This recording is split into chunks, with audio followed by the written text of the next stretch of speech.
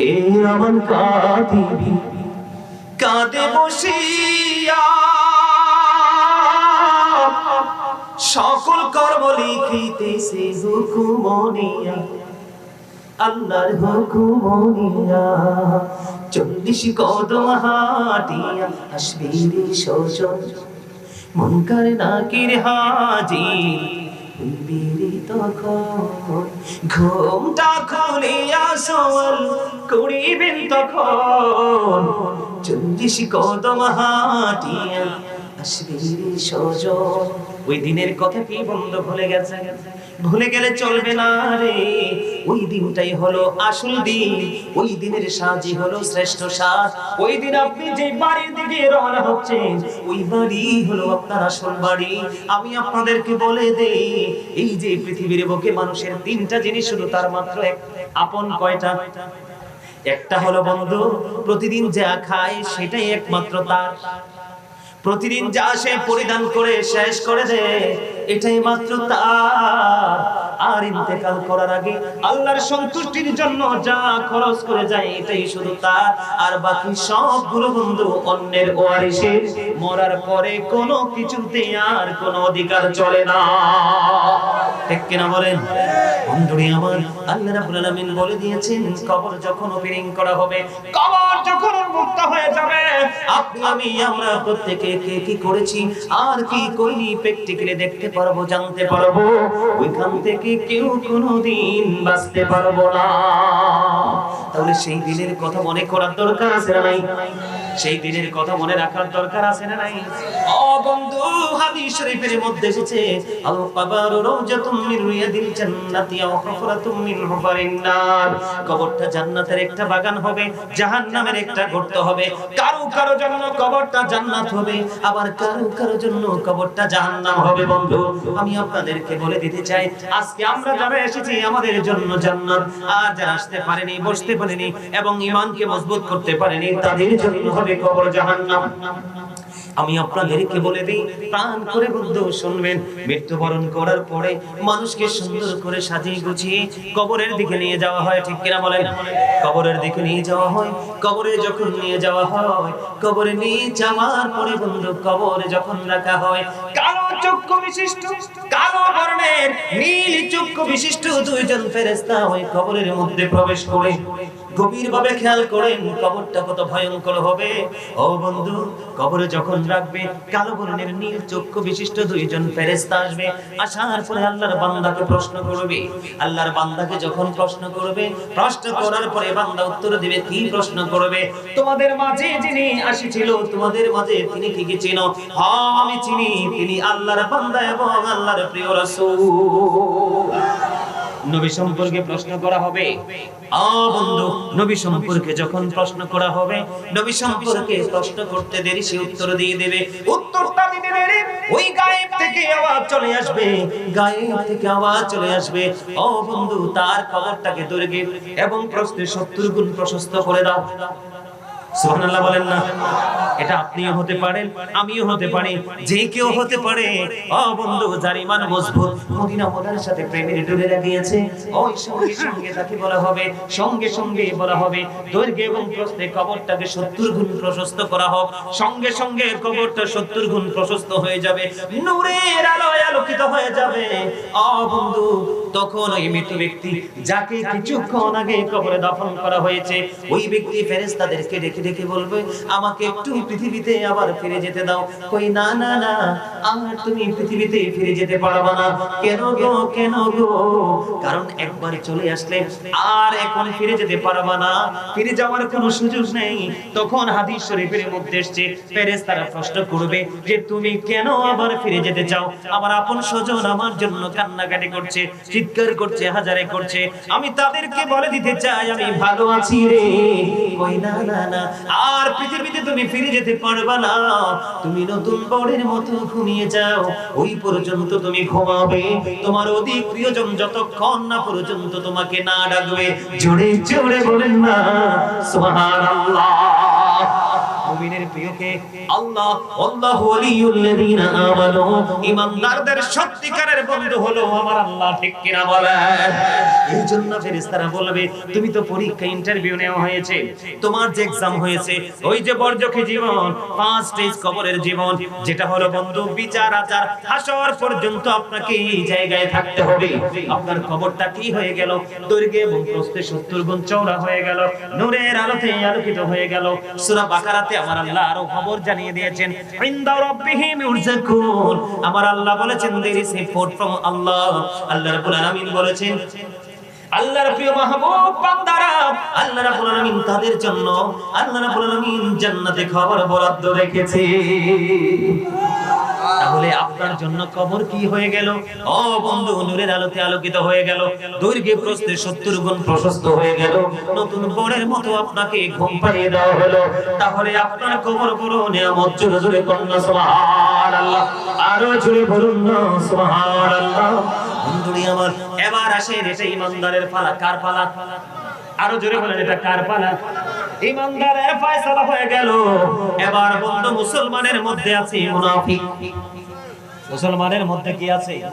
মুসলমানের মধ্যে মুনাফিক আছে।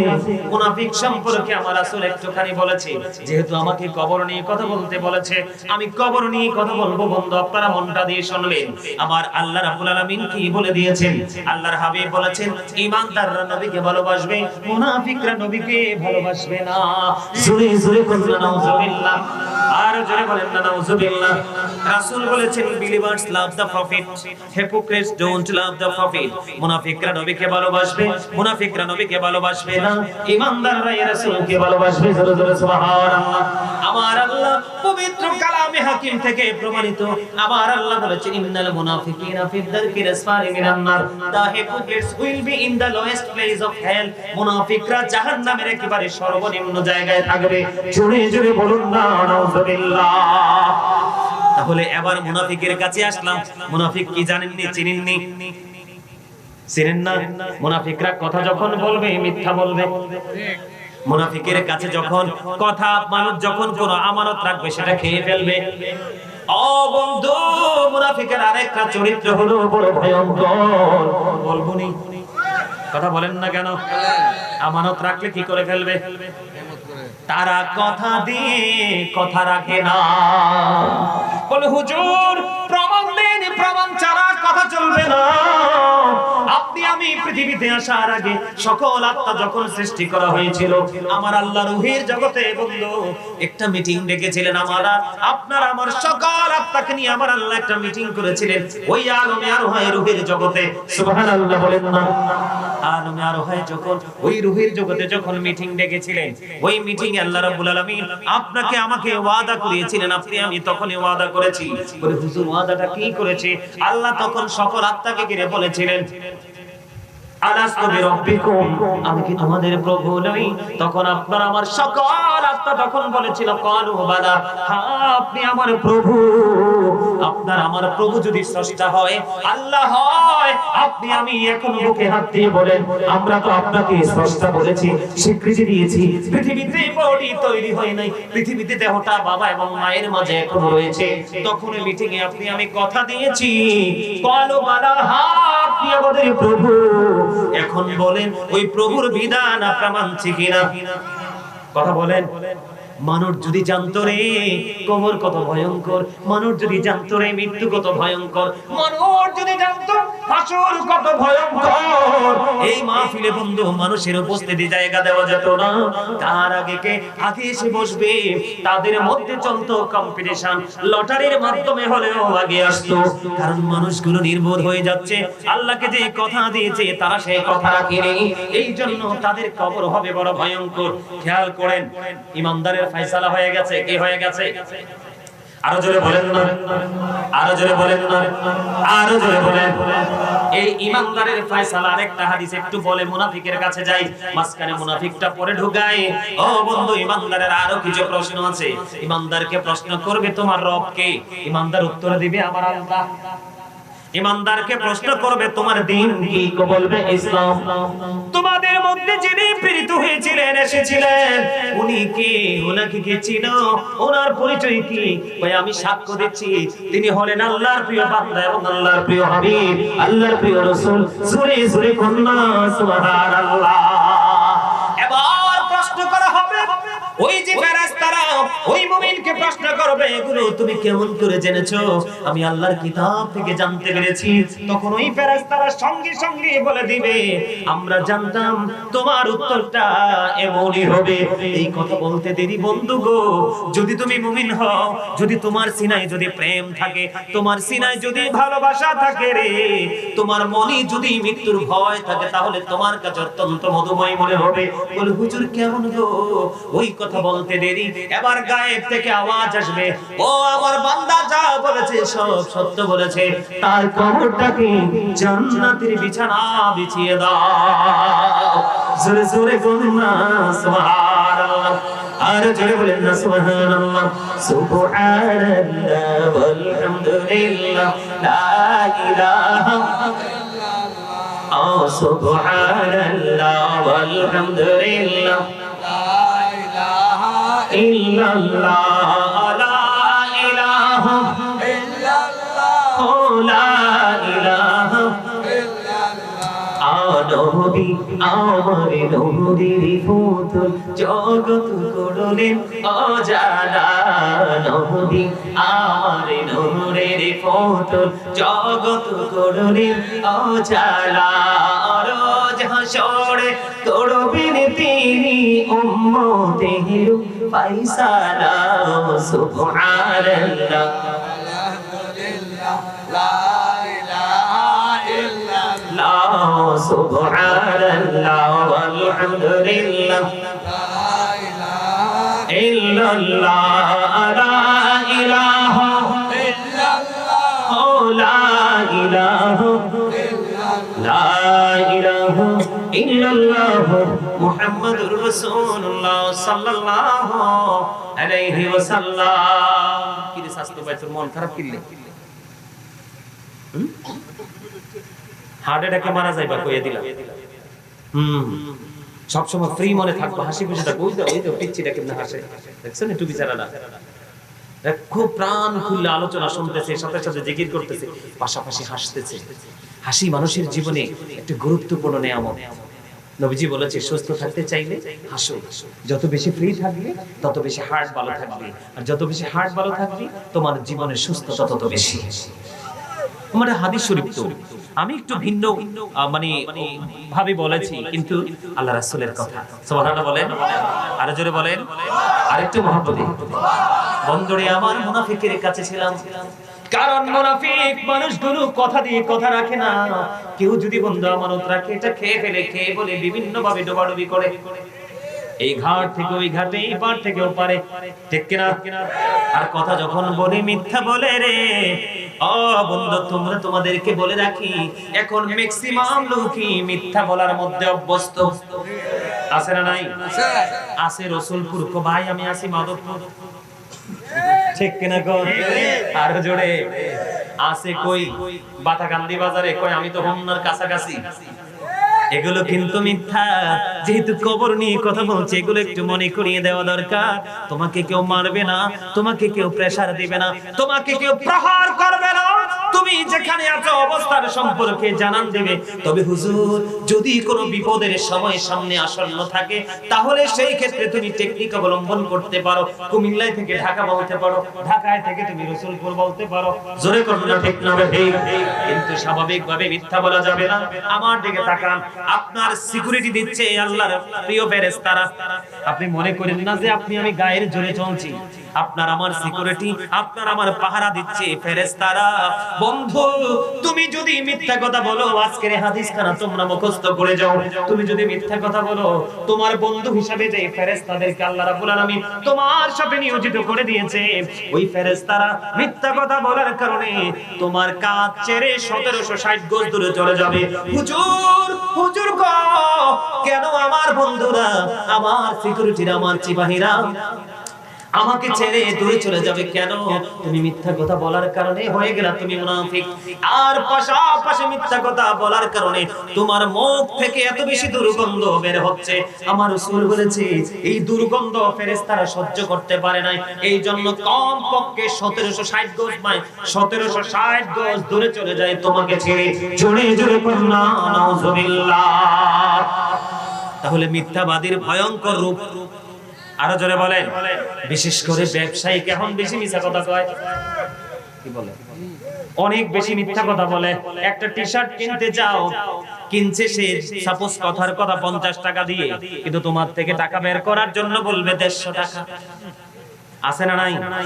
আলু ব্যাপারী বলেন, মাছ ব্যাপারী বলেন, বিশেষ করে লিচু ব্যবসা যারা করে, ঠিক না ভাই? ঠিক। জীবনে সহজে দাদা ভাই 100 লিচু মিলানো যায় না। কথা বলেন ঠিক না ভাই? ঠিক। অনেক বেশি চুরি করে, অনেক বেশি ডাকাতি করে, মিথ্যা কথা বলে আমি সেই দিকে যাই না রে। ও বন্ধু, কবরে যখন মুনাফিক নামবে, মুনাফিককে যখন প্রশ্ন করা হবে, মুনাফিককে প্রশ্ন করার সঙ্গে সঙ্গে মুনাফিক সঠিক কোনো উত্তর দিতে পারবে না। ডান থেকে বামে যাবে। হুজুর হাদিস শরীফের মধ্যে এসেছে, মুনাফিককে যখন প্রশ্ন করা হবে, মুনাফিক সঙ্গে সঙ্গে উত্তর দিয়ে দেবে, আমার ব্যক্তিগত কোনো অভিমত নাই। নাউজুবিল্লাহ বলেন না। আরো জোরে বলে। কই সলিমউদ্দিন যেটা বলতো আমিও সেটা মানতাম। নাউজুবিল্লাহ বলেন না কেন? আরো জোরে। তার মানে অমুক যেটা বলতো আমিও সেটা বলতাম, অমুক যেটা মানতো আমিও সেটা মানতাম। এটা হলো মুনাফিকের কথা। আরো জোরে কোন না? আরো জোরে। যেমন আমি एग्जांपल দেই, আমাদের দেশে অনেক মানুষ আছে এখন যুগে যুগে এটা বেড়ে চলেছে, নবীকে বলে আমাদের মতো। আপনারা কে কে এটার পক্ষে হাত তোলেন? মাশাআল্লাহ, you are very clever, very good, আলহামদুলিল্লাহ বলেন। আপনারা সবাই অ্যালার্ট, সবাই আলোচনা অত্যন্ত সিনসিয়ারলি আপনারা আলোচনা শুনতেছেন, আলহামদুলিল্লাহ বলেন। আল্লাহ আপনাদের সবাইকে মদিনাওয়ালার সচ্চা প্রেমিক হিসেবে কবুল করে নিক, আমিন। আর যারা বলেন না আমিন, আর যারা বলেন আমিন। নবী কখনোই আমাদের মতো হতে পারে না। মুসা নবী আল্লাহকে দেখতে চাইলেন, মুসা বলে রব্বি আরিনি, আল্লাহ বলে লান তারানি। মুসা আল্লাহকে দেখতে চায়, আল্লাহ কয় না না না। মুসা মানতে নারাজ, আল্লাহকে কেন দেখবো না? আমার আল্লাহ ডেকে ডেকে বলে, মুসা রে ওই তুর পাহাড়ের দিকে তাকিয়ে দেখো, যদি তুর পাহাড়ের অস্তিত্ব দেখতে পাও আমি আল্লাহকে দেখতে পাবা। মুসা তুর পাহাড়ের দিকে তাকায়া দেখে তুর পাহাড়ের অস্তিত্ব নাই। আল্লাহু আকবার বলেন না। যে 8 জন নবী, আল্লাহ কয়জন নবী?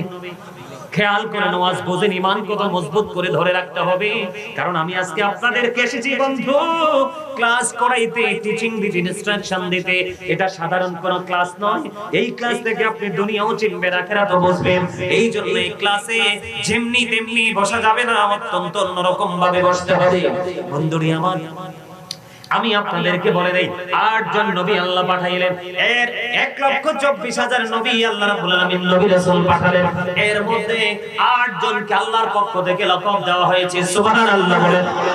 এর মধ্যে একজন হলো মুসা কারীমুল্লাহ। জোরে জোরে কন্না সুবহানাল্লাহ। মুসা spoke to Allah, মুসা আল্লাহর সাথে কথা বলেছেন। 8 জনের মধ্যে একজন হলো মুসা কারীমুল্লাহ। ও বন্ধু, মুসা নবী যদি আল্লাহর সাথে কথা দেখতে চায়, আল্লাহ দেখা না দেয়, আল্লাহর আপনার আমার প্রাণের নবী কিন্তু আল্লাহকে দেখতে চায় নাই। কোরআন শরীফের 15 পারা খোলেন, সূরা বনী ইসরাঈলের প্রথম নাম্বার খুলে দেখেন আয়াতটা। আল্লাহ বলেছেন সুবহানাল্লাযী ইয়াসরা বিআবদিহি লাইলাম মিনাল মাসজিদিল হারাম। আছে না নাই? এই আয়াত আছে না নাই?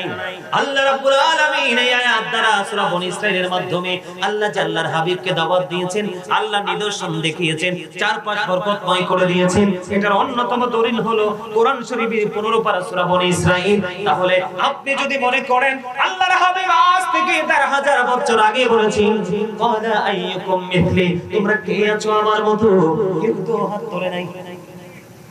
সাহাবায়ে কেরাম কেউ হাত তোলে নাই। তাহলে আপনি আমি কোন সাহসে বলি নবী আপনার আমার মতো? যদি বলি নবী আপনার আমার মতো, ঈমান চলে যাবে রে। আপনি কবরে গেলে ফেরেশতাদের কাছে ফার্স্টেই যে ধরা পড়ে যাবেন, ওই মুনাফিকের কাছে গেল ফেরেশতারা, প্রশ্ন করলো, সে বলতেছে আমার কোনো ব্যক্তিগত অভিমত নেই, অমুক যেটা বলেছে আমিও সেটা বলেছি। তখন সঙ্গে সঙ্গে গায়েব থেকে আওয়াজ আসবে, এবার তুমি মাটিকে আল্লাহ একটা ডাক দিয়ে বলবে, মাটি মাটি মাটি রে, তাকে শক্ত করে তুমি চেপে ধরো। নাউজুবিল্লাহ বলেন না কেন? আর জোরে বলেন না নাউজুবিল্লাহ। বন্ধুরে আমার, ওয়াজ মনে রাখছেন নি? মনে রাখছেন মুমিনের কবর কি হবে দৈর্ঘ্যে এবং প্রস্থে? ওমা হুজুরে কন্যা, আমি কি আস্তে ওয়াজ করছি? তা আপনাদেরকে প্রশ্ন করছি, টিচার কি স্টুডেন্ট কি প্রশ্ন করতে পারে না? অবশ্যই পারে। আপনারা যদি আজকে আমরা বাবা চাচা দাদার বয়সী, এই মুহূর্তে আপনারা সবাই আমার স্টুডেন্ট। ওমা সত্য কিনা? এটা কইতে হইব না? মুমিনের কবর কত দৈর্ঘ্যে প্রস্থে? কত? 70 গুণ প্রশস্ত। আর মুমিনের কবর দৈর্ঘ্যে প্রস্থে 70 গুণ প্রশস্ত হয়ে গেল। আর মুনাফিক উত্তর দিতে পারলো না। গায়েব থেকে আওয়াজ আসলো, এই মাটিকে একটা ডাক দিয়ে বলল, মাটি মাটি রে, জীবন ভর সে ইসলামের ক্ষতি করেছে, আমি এবং আমার হাবিবের বাণীকে অমান্য করেছে, অবজ্ঞা করেছে, মিথ্যা তথ্য দিয়ে সাধারণ মানুষগুলোকে বিভ্রান্ত করে দিয়েছে। মাটি আজকে আমি আল্লাহ হুকুম করলাম, ওই মুনাফিককে তুমি শক্ত করে চেপে ধরো। হাদিস শরীফের মধ্যে এসেছে রে বন্ধু, ও ভবানীপুরের আমার ভাই আমার বাবা গো, মা আমি আমার বোনদেরকে বলবো, তোমরা হৃদয় খুলে শোনো গো, ওই মাটিকে যখন বলবে, মাটি এমন ভাবে চাপ দিবে রে। হাদিস শরীফের মধ্যে এসেছে, আমাকে ফলো করেন, একটা হাড় এদিক তাকান, একটা হাড় আর একটা হাড়ের মধ্যে অটোমেটিক্যালি ঢুকে যাবে। ও বন্ধু, সে চিৎকার করবে, কান্না করবে, হাহাকার করবে, কেউ সেদিন তার ডাক শুনবে না। জোরে জোরে কন্যা নাউজুবিল্লাহ। আমি আপনাদেরকে এই জায়গাটা বোঝানোর জন্য, ভয়ঙ্করতা বোঝানোর জন্য একটু ওয়াজ করতে চাই। এই যে মুনাফিকের আল্লাহর অর্ডার পাইতে দেরি মাটি চাপতে থাকলো, একটা হাড়ের মধ্যে আরেকটা হাড় ঢুকতে থাকলো, কষ্ট যন্ত্রণা বেড়ে যাচ্ছে। এই জন্য আমার আল্লাহ আগে আল্লাহ রাব্বুল আলামিন মুমিনকে সচেতন করেছে, অ্যালার্ট করেছেন। আল্লাহ বলেছেন, ওয়াল্লাহু লা ইউহিব্বুজ জালিমিন, আল্লাহ রাব্বুল আলামিন জালিমকে অত্যাচারীকে পছন্দ করে না। কথা ওয়াজ বুঝেননি? যারা অত্যাচারী, যারা জালেম, আমার আল্লাহ তাদেরকে পছন্দ করে না। ওমানিজ জালিমিনা মিন আনসার, জালেমরা অত্যাচারীরা যখন কোন বিপদে পড়বে, আমার আল্লাহ কথা দিয়েছেন, আল্লাহ তাদের জন্য কোনো সাহায্যকারীও রাখে না। তাহলে বিপদটা বড় ভয়ঙ্কর কিনা? আরো জোরে বলেন না, বিপদটা বড় ভয়ঙ্কর কিনা? আল্লাহ বলেছেন, আল্লাহ জালেমকে পছন্দ করে না, আর যারা জুলুম করে আল্লাহ তাদেরকে তাদের বিপদে পড়লে কোনো সাহায্য করে না। সূরা ইউনূসের ৪৪ নম্বর আয়াতে আল্লাহ রাব্বুল আলামিন বলেছেন, ইন্নাল্লাহা লা ইয়াজলিমুন নাসা শাইয়্যান ওয়ালাকিন্নান নাসা আনফুসাহুম ইয়াজলিমুন। আমার আল্লাহ বলেছেন, এদিক তাকান, গভীর খেয়াল করেন, অত্যন্ত গুরুত্বপূর্ণ কথা। আমার আল্লাহ বলেছেন, আল্লাহ বান্দার উপর জুলুম করে না, আল্লাহ বান্দার উপর অত্যাচার করে না, বান্দা নিজে নিজের উপর জুলুম করে। জোরে জোরে কন্যা নাউজুবিল্লাহ। আলেম কয় ধরনের আছে? ৭৩ ধরনের। কত ধরনের? আলেম কয় ধরনের আছে? ৭৩ ধরনের আছে। ও বন্ধু, ৭২ দলের বক্তব্যের মধ্যে ডিস্টার্ব খুঁজে পাওয়া যাবে। কোনো কথা কন না ফিরলে ওমা, আমরা কয়দিন আগে হলেন নাই, একজনে কইছে মা খাদিজা নাকি জীবনে এক ওয়াক্ত নামাজও পড়ে নাই। নাউজুবিল্লাহ কোন? মা খাদিজা নাকি জীবনে পর্দাই করে নাই।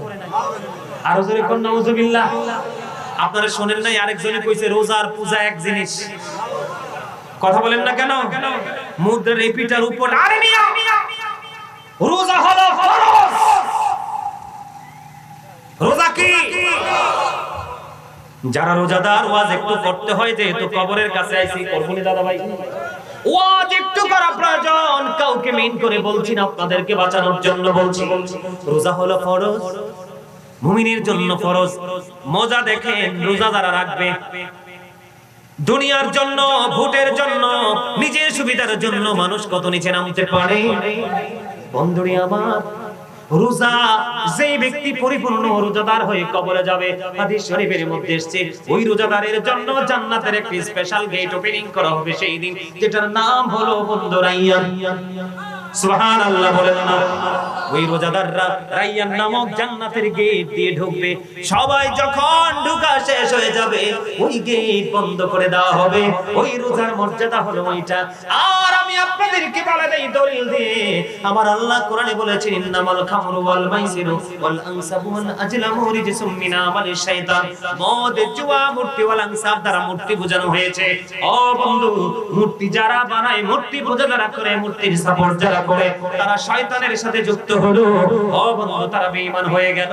আমার আল্লাহ বলেছেন তারা কাফির। ওই কাফিরদের জন্য বরাদ্দ হলো উইদ্দাতিল কাফিরিন, ভয়ঙ্কর ঠিকানা জাহান্নাম। আপনারা বলেন রোজা আর পূজা কি এক জিনিস?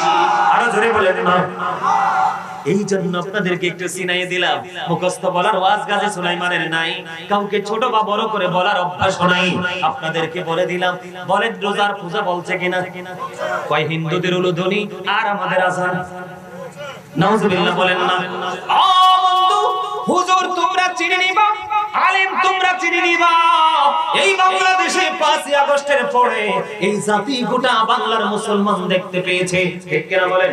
গোটা বাংলার মুসলমান দেখতে পেয়েছে মাজারগুলো ভাঙা হয়েছে দাঁড়িয়ে থেকে থেকে, আর কত সুন্দর করে পূজা মণ্ডপ পাহারা দেওয়া হয়েছে। জোরে কোন না। ওরাও তো দাড়িওয়ালা, ওরাও তো পাগড়িওয়ালা, ওরাও তো টুপিওয়ালা। আপনি বুঝে নেন কোনটা সঠিক আর কোনটা বেঠিক। এরা বলে মাজারে যাওয়া নাকি শিরক। মা আয়েশা গভীর রজনীতে নবীজিকে চাইয়া দেখে তার বিছানায় নাই। প্রাণের স্বামী, প্রাণের রাসূল মা আয়েশার মধ্যে একটুখানি নেগেটিভ চিন্তা চলে আসলো। তিনি মনে করলেন আমার হুজুর, আমার রাসূল, আমার স্বামী না জানি অন্য কোন বিবির ঘরে চলে গেছে। কিন্তু মা আয়েশা কি করলেন? তিনি চিন্তা করতে করতে জান্নাতুল বাকির দিকে চলে গেলেন।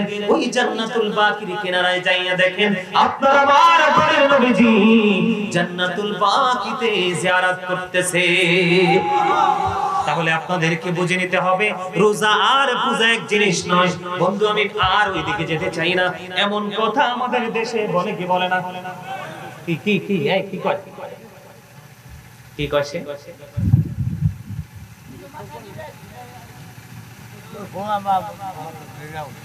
আমার কথা কি বুঝতেছেন? তাহলে 73টা তানদেরকে সেই ট্রেনিং। এবার আসেন বন্ধু, ইমানদারের ফয়সালা হলো, ইমানদারের ফয়সালা হলো, মুনাফিকের ফয়সালা হলো। এবার আপনার আমার ফয়সালা হলো। বেঈমান কাফেরের কি ফয়সালা হবে জানার দরকার আছে না নাই? আরো জোরে বলেন। বেঈমান কাফেরদের কবরে তাদেরকে যখন প্রশ্ন করা হবে তারা বলবে লা আদরি, আমি কিচ্ছু জানি না, কিচ্ছু বুঝি না। প্রশ্ন করতে করতে বলবে লা আদরি, আমি কিছু জানি না। আবার প্রশ্ন করবে, তারা বলবে লা আদরি, কিছুই জানি না। ও বন্ধু, তাদের কবরে 99টা বিষাক্ত সাপ ঢুকাই দেওয়া হবে। কয়টা? আরো জোরে কয়টা? 99টা সাপ ভিতরে ঢুকাই দেওয়া হবে। কন্টিনিউয়াসলি সবল মারতে থাকবে। কি করতে থাকবে? সবল মারতে থাকবে রে। ও বন্ধু, সবল যে মারতেছে এর মধ্যে একটা সাপ, ওই যে কাফেরকে যে সবল মারবে, তুমি যেই বেঈমান কাফেরকে ফলো করে চুল কাটো, যেই কাফেরকে ফলো করে তুমি কি করো, দাড়ি রাখো, যেই কাফেরকে ফলো করে তোমার মুখ গোফের ডিজাইন করো, করো কি করো না? শুক্রবারে জুমার দিনে তুমি পাঞ্জাবি আলমারিতে তাও করে রেখে টি-শার্ট পরে, গেঞ্জি পরে, জিন্স প্যান্ট পরে তুমি মসজিদে চলে যাও। আর বিয়ে বাড়িতে কোন রঙ্গমঞ্চে শুটিং স্পটে তুমি পাঞ্জাবি পরে যাও, তাহলে বুঝতে হবে তোমার ইমানে গলত। ঠিক না ঠিক? আর জোরে। যাদেরকে ফলো করছো তাদের জন্য 99টা সাপ তাদেরকে সবল মারবে। এমন ভাবে মারবে রে, ওই সবল মারা সাপগুলো হাদিস শরীফের মধ্যে এসেছে, রাসূল বলেছেন কোন ক্রমে একটা সাপ যদি বের হয়ে পৃথিবীর দিকে নজর দিয়ে একটাবার নিঃশ্বাস ফেলায়, কয়বার? একটা বার যদি নিঃশ্বাস ফেলায়, এই গোটা পৃথিবী বিষাক্ত হয়ে যাবে। কোনদিনও এই পৃথিবীতে বন্ধু কোনো শস্য জন্ম হবে না। জোরে জোরে বলুন না নাউজুবিল্লাহ। আর বেঈমান কাফেরকে কি ফলো করা যাবে? আর জোরে বলেন, কোনোভাবে ফলো করা যাবে না। আপনি ফলো করবেন মদিনা ওয়ালার পাগল যোগ্য দক্ষ একজন আলেম, তার কাছে যেতে হবে না, তাকে খাওয়াইতে হবে না, তাকে বন্ধু দামি দামি পোশাক গিফট করতে হবে না। মাঝে মাঝে সমস্যায় পড়লে ফোনটা দিয়ে কিছু তথ্য জেনে নেবেন, আর এই তথ্যের উপর ভিত্তি করে নিজের জীবনকে পরিচালনা করবেন। হন আপনি বাবা, হন আপনি ভাই, হন আপনি মা, হন আপনি বোন, আল্লাহ কবুল করে নিন। জোরে জোরে বলেন আমিন। তাহলে ইমানদারের ঠিকানা হলো জান্নাত, প্রশস্ত কবর। মুনাফিকের কবর হলো কি? সংকুচিত, ছোট, একেবারে ছোট। আর বেঈমান কাফেরের তো হিসাব নাই। ও বন্ধু, কেমন হিসাব নাই একটুখানি কি বলবো? বলবো নি? খ্রিস্টানের নাম শুনছেন নি? পৃথিবীতে বাংলাদেশে খ্রিস্টান আছে? আছে না নাই? অবশ্যই আছে। খ্রিস্টান কিন্তু মারা গেলে দামি কাঠের মধ্যে কফিন বন্দি করে কবরে দাফন করা হয়। বুখারী শরীফের মধ্যে এসেছে হাদিসখানা, আমার দিকে তাকান। কবরের কথা বলছি, নবীকে না চিনলে যে কবর কত ভয়ঙ্কর হবে এটা বোঝার জন্য। বুখারী শরীফের হাদিস, গভীর মনোযোগ দিয়ে শ্রবণ করুন বন্ধু। আপনি আমি নিজেকে শুধরাইতে হইলে এই হাদিস শরীফটাও জানা দরকার। কি হয়েছে দাদা ভাই, একটু খারাপ লাগতেছে? ওয়াজ চলবো নি? চলবো?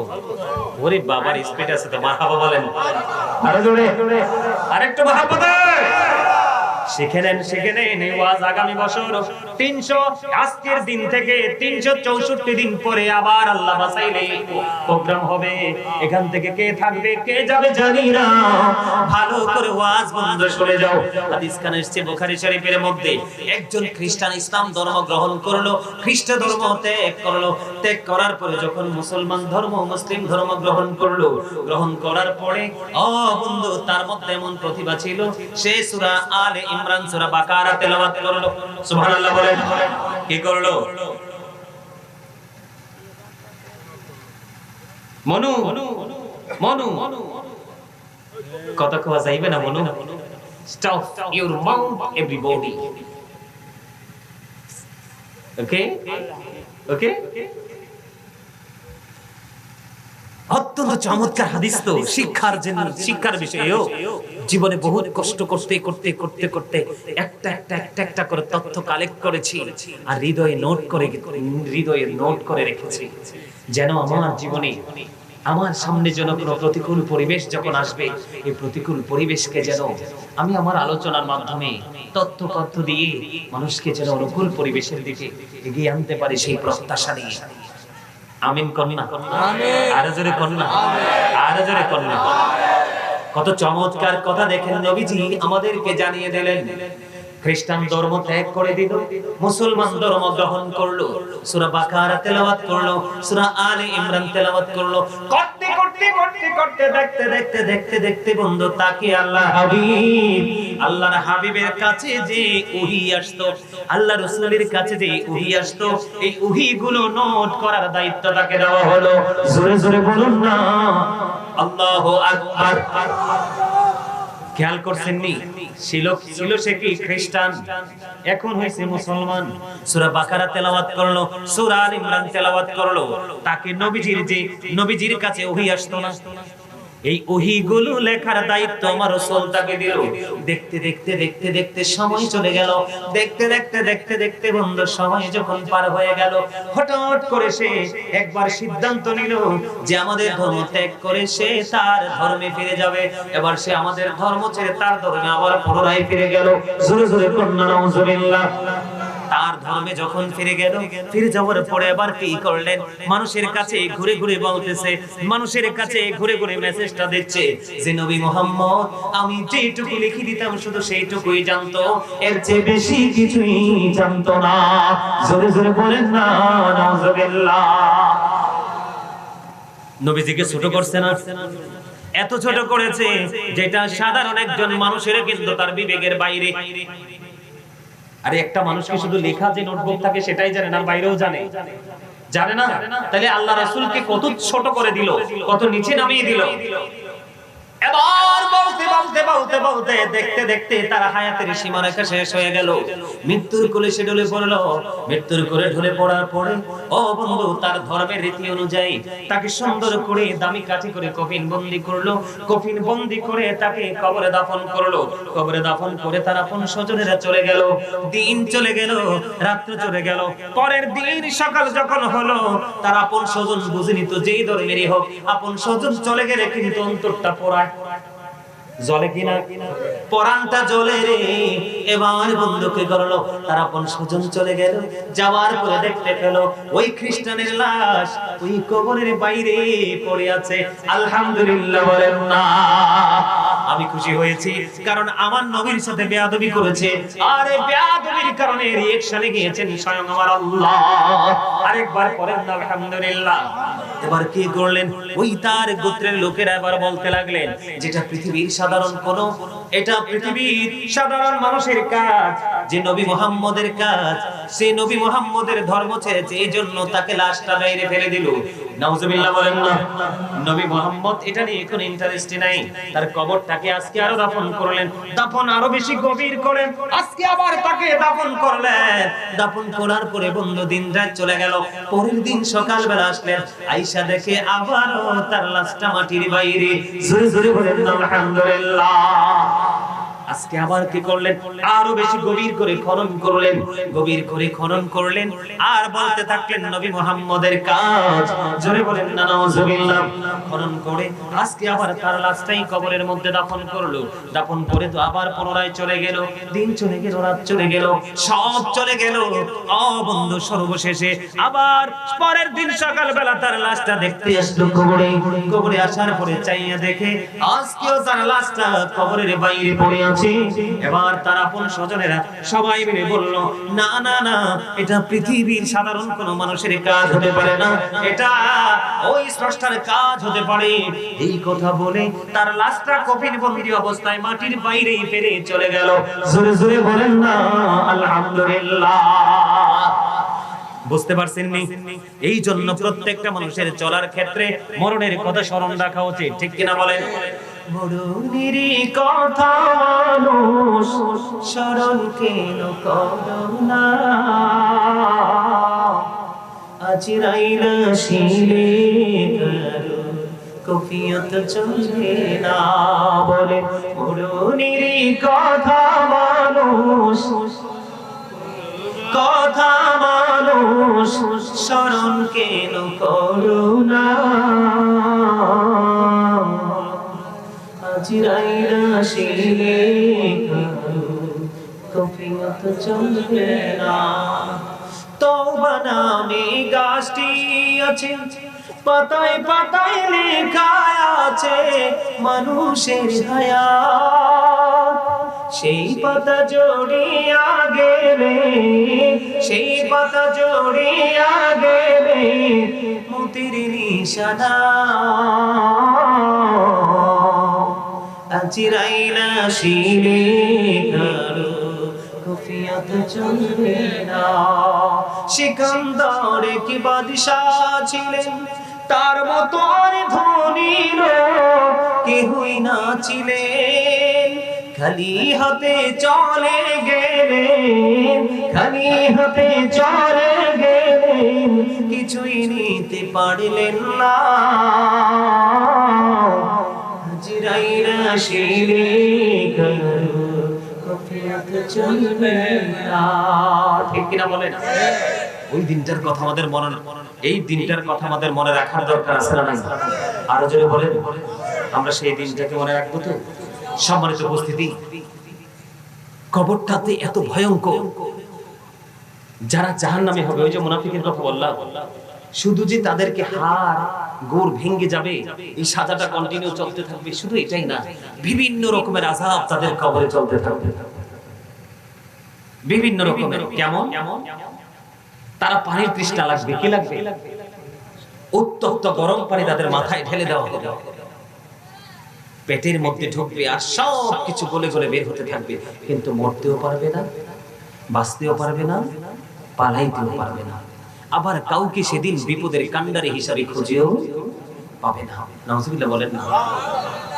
তাদের জন্য আরো কিছু আছে স্পেশাল খাবার বরাদ্দ আছে। কি একটা খাবার হলো জাক্কুম, এত ভয়ঙ্কর। এই জাক্কুমটা যদি পৃথিবীর বুকে এই মুহূর্তে ভবানীপুরে একটা ফোঁটা পড়ে কিয়ামত পর্যন্ত মাটি বিষাক্ত হবে, কোনোদিন এই জমিনে কিছু জন্ম নাউজুবিল্লাহ বলেন। আরেকটা খাবার আছে তিনাতুন খাবার। কি কথা বলেন? এটা হলো আরেকটা জাহান্নামের নিংড়ানো রক্ত পুজ অথবা খাবার। জোর জোর কন্না নাউজুবিল্লাহ। এটা খেতে দেওয়া হবে, খাইতে হবে। খাবো না, খাইতে পারবো না, সেদিন এইরকম ধরনের কোনো পাওয়ার চলবে না। জোরে কন্না নাউজুবিল্লাহ। আল্লাহ আমাদের সবাইকে এই কবরের কথা চিন্তা করে, হাসরের কথা চিন্তা করে আল্লাহ যেন আমাদেরকে পথ চলার তৌফিক দান করে। মা আয়েশা একদিন রাসূলকে প্রশ্ন করেছিলেন, নবী গো, ইয়া রাসূলুল্লাহ, কাল হাসরের ময়দানে নারী পুরুষ কি একসাথে থাকবে? থাকবে। পুরুষের পরনে পোশাক থাকবে না, তারা উলঙ্গ থাকবে। নারী কি পুরুষের দিকে তাকাবে না? পুরুষ কি নারীর দিকে তাকাবে না? আমার রাসূল বললেন, আয়েশা রে, ওই দিনটা তো ভয়ঙ্কর হবে, কেউ কারো দিকে তাকাবার মতো কোনো মানসিকতা থাকবে? যে প্রাণী তার পেট থেকে বাচ্চা দিয়েছে, কি দিয়েছে, সে তার বাচ্চাটাকে ফিরে পাওয়ার আর কোনো প্রত্যাশা থাকবে না। সেদিন এত ভয়ঙ্কর হবে। আল্লাহ রাব্বুল আলামিন সব কিছু গুটিয়ে নেবে, যেমনি ভাবে লিখিত দপ্তরকে গুটিয়ে নেওয়া হয় না? দলিল লেখক অফিসে যান নাই, স্কুলের অফিস কক্ষে যান নাই, মাদ্রাসার অফিস কক্ষে যান নাই, এবং আপনার জীবনের স্মৃতি বিচরিত যে পাতাগুলো আছে এগুলো তো কি আমরা একদিন কি করে নেই, গুটিয়ে নেই? নেই কি নেই না? নেই না? সবকিছুর একটা শেষ তো আছে, আছে কি না? ঠিক তেমনি ভাবে আল্লাহ রাব্বুল আলামিন একদিন সবকিছু গুটিয়ে নেবে। আকাশটা ভেঙে পড়বে, তারকাগুলো ঝরে ঝরে পড়বে, সমুদ্র সেদিন উদ্বেলিত হবে। গর্ভবতী মা তার বাচ্চা প্রসব করার আগেই গর্ভপাত করে ফেলবে, কিন্তু তার কোনো খবরও থাকবে না। আল্লাহ আকবার বলেন না? কবর থেকে পরের জীবনটা অত্যন্ত ভয়ঙ্কর। পৃথিবীর কেউ আপনার পাশে থাকবে না, কেউ না। আল্লাহ যেন আমাদের সবাইকে কবরের কথা চিন্তা করে পথ চলার তৌফিক দান করে। সকলে বলুন আমিন। আরো জোরে বলুন আমিন। সম্মানিত উপস্থিতি, সকলে ঈমানি ঝান্ডাটা শক্ত করে হাতে রাখবেন, তারপরে 5 ওয়াক্ত নামাজ পড়বেন, তারপরে হালাল পথে রোজগার করবেন, মা বাবার সাথে ভালো আচরণ করবেন, সত্যিকারের হক্কানি একজন পীরের হাত ধরবেন, সামাজিক বন্ধন, পারিবারিক বন্ধনে আবদ্ধ হবে, বেশি বেশি করে দুরূদ এবং জিকিরের মাধ্যমে নিজের জীবনটাকে সামনের দিকে এগিয়ে নেবেন। আল্লাহ যেন আমাদের সবাইকে সেইভাবে পথ চলার তৌফিক দান করে। সকলে বলুন আমিন। আরো জোরে বলুন আমিন। আল্লাহ রাব্বুল আলামিন আজকে যে আলোচনা করেছি, আলোচনা যদি কষ্ট পেয়ে থাকেন আল্লাহর হস্তে ক্ষমা করে দিবেন। যদি ভালো লেগে থাকে সেই আলোচনার উপর ভিত্তি করে বাস্তব জীবনটাকে বাস্তবায়ন করার চেষ্টা করবেন। আল্লাহ আমাদের সবাইকে আল্লাহর প্রিয় মাহবুব বান্দাদের অন্তর্ভুক্ত করে দিন। সকলে বলুন আমিন। এই তাবারক কি আছে? না, নাই। একদম ভালো কাজ করছেন, আমি খুশি হয়েছি। কেউ খুশি হোক না, একদম না। আর তো করা যাবে না, অনেক সময় হয়ে গেছে। মিলাদ পড়বো, কিয়াম করবো, মুনাজাত দেব, বের হতে হবে, অনেক দূরে রাস্তা। আমার আল্লাহ আল্লাহ আল্লাহ লা ইলাহা ইল্লাল্লাহ, আল্লাহ আল্লাহ আল্লাহ লা ইলাহা ইল্লাল্লাহ। দিয়া আল্লাহ করিয়া সৃজন, আরশের পরে কুরসির তরে রাখিলেন গোপন নবীজি। আল্লাহ আল্লাহ লা ইলাহা ইল্লাল্লাহ, আল্লাহ আল্লাহ লা ইলাহা ইল্লাল্লাহ। মনটাই আমার চাই যে শুধু যেতে মদিনায়, আইরে ও বুঝি মরি রে বোঝে যত, সে তো বোঝে না নবীজি। আল্লাহ আল্লাহ লা ইলাহা ইল্লাল্লাহ, আল্লাহ আল্লাহ লা ইলাহা ইল্লাল্লাহ। শ্বশুরের জিন্দা নবীজি সোনার মদিনায়, আসুন সবাই দাঁড়াইয়া সালাম জানাই নবীজি। আল্লাহ আল্লাহ ইল্লাল্লাহ ইয়া নবী সালামু আলাইকা ইয়া রাসূল সালামু আলাইকা ইয়া হাবিব সালামু আলাইকা সালামুল্লাহ سيدي يا رسول الله ويا حبيب الله نبي کو مدینہ হইতে সব কিছুই পারে দেখিতে মোদের লাশ কবরে রাখিবে লইবে গো আপন করে ইয়া নবী মহব্বতে ইয়া রাসূল সালাম আলাইকা ইয়া হাবিব সালাম আলাইকা সালামুল্লাহ আলাইকা আহাজিতে যদি পারতাম মদিনা সে তোর হইতো তুমি যা কোন পথে যাব মদিনা রাস্তা যে খুঁজিয়া পাই না ইয়া নবী মহব্বতে আলাইকা ইয়া রাসূল সালাম আলাইকা ইয়া হাবিব সালাম আলাইকা সালাওয়াতুল্লাহ আলাইকা মুস্তাফা জানি রহমত তেরা কো সালাম শুনে গজবে হিদায়াত মেলা কো সালাম কৌসল আজম ইমাম তো का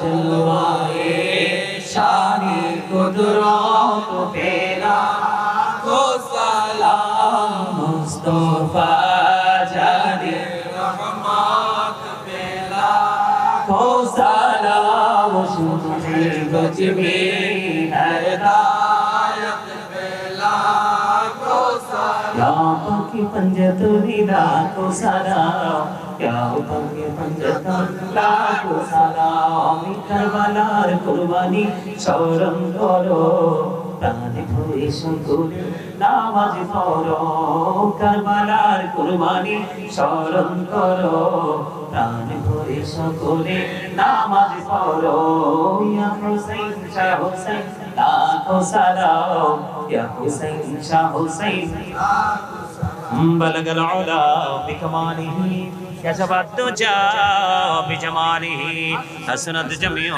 خصاله صلى عليه وآله صلى الله على